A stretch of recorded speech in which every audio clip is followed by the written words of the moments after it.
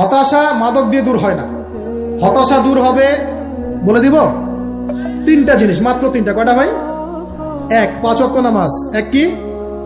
নামাজে আপনি অজু করে সিজদা দেন, ইনশাল্লাহ আপনার মনে প্রশান্তি না আসলে আমাকে এসে বলেন যে আসলে। চোখের পানি, মনের আবেগ যা আছে আপনার ভিতরে, কষ্ট, দুঃখ, যন্ত্রণা, সব আল্লাহকে ঢেলে দিবেন। নিজের আবেগ ধরে রাখবেন এখানে, আপনি আল্লাহর জন্য ঢেলে দিবেন। মানুষকে আবেগ দেখে কি লাভ? মানুষ আপনার চোখের পানির মর্ম বুঝবে? মানুষ কি মানুষের চোখের পানির মর্ম বুঝে?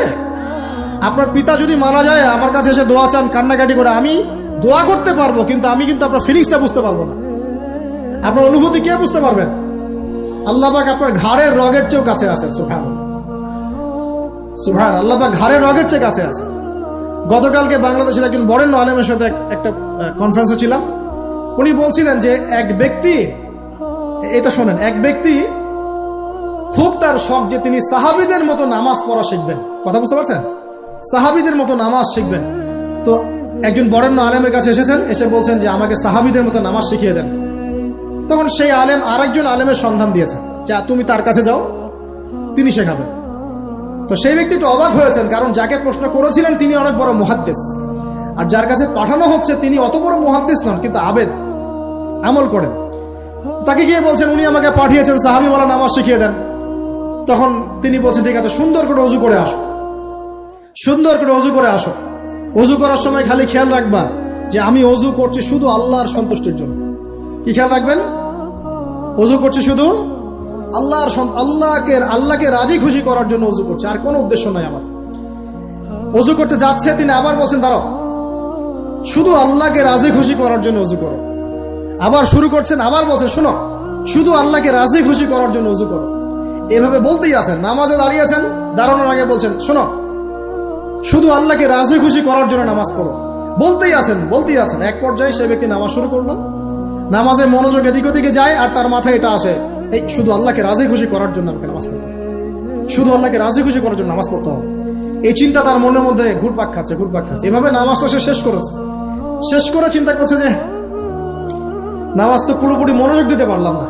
বারবার মাথার মধ্যে এরকম চিন্তা আসছে, আল্লাহ আমাকে তো মাফ করে দাও, নামাজটা আমার মনে হলো না ঠিক মতো। তখন সে ফিরে এসে তার সে ওস্তাদকে বলছেন, আমার তো নামাজ এরকম করে পড়লাম, কিন্তু শেষমেশ মনে হলো যে নামাজটা হয়তো কবুল হয় নাই। আল্লাহর কাছে খুব মাফ চাইলাম, আল্লাহ আমাকে মাফ করে দাও, নামাজটা মনে হলো না।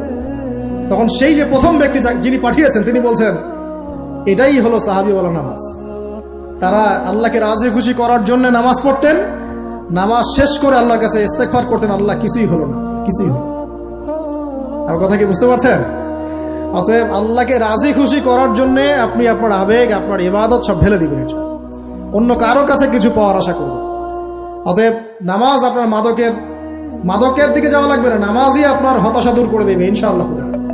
2 নাম্বার আমল হচ্ছে কোরআন তেলাওয়াত। যে ব্যক্তি কোরআন তেলাওয়াত করতে পারে নিয়মিত, তার মনের মধ্যে এই হতাশা, এই ভীরুতা, এই কাপুরুষতা কিচ্ছু আসবে না ইনশাআল্লাহ। আমি গ্যারান্টি দিচ্ছি আপনাকে, হতাশা আসবেই না আপনার মনে যদি আপনি কোরআন বুঝতে পারেন।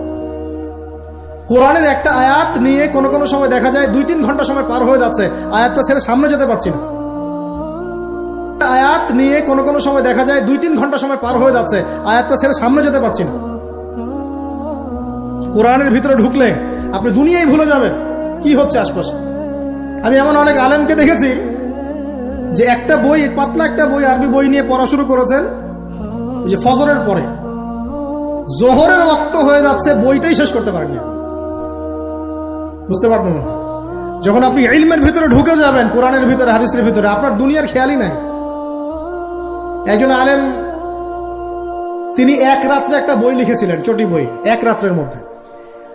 বলা হচ্ছে, তার সম্পর্কে বলা হচ্ছে যে রাতের খাবার তাকে দেয়া হয়েছে, যে আপনি এটা খেয়ে নেন। খাবারটা পাশেই আছে, খাবারটা খাবো, এটা লিখে খাবারটা খাবো, এরকম তার চিন্তা ছিল। ফজর হয়ে গেছে, বই লিখাও শেষ, খাবার এই অবস্থায় পড়ে আছে, ডুবে গেছেন ভিতরে, খাওয়ার মাথায় তার খেয়াল নাই। এরকম হয়। একজন মনীষী, বিখ্যাত মনীষী, রিয়াদুস সালেহীন কিতাবের রাইটার, সংকলক আল্লামা নববী রাহিমাহুল্লাহ, এরকম সারা রাত চলে গেছে, পাশে 2টা খেজুর, ওই 2টা খেজুর খাওয়ারই সময় পাবে। হাদিস নিয়ে গবেষণা করতে রাত পার হয়ে গেছে। আমি বলতে চাচ্ছি, যখন ইলমের ভিতরে, কোরআন হাদিসের ভিতরে ঢুকে যাবেন, আপনার দুনিয়ার খেয়াল আপনার চলে যাবে ইনশাআল্লাহ। এই টেনশন, হতাশা, এই সেই বাদ।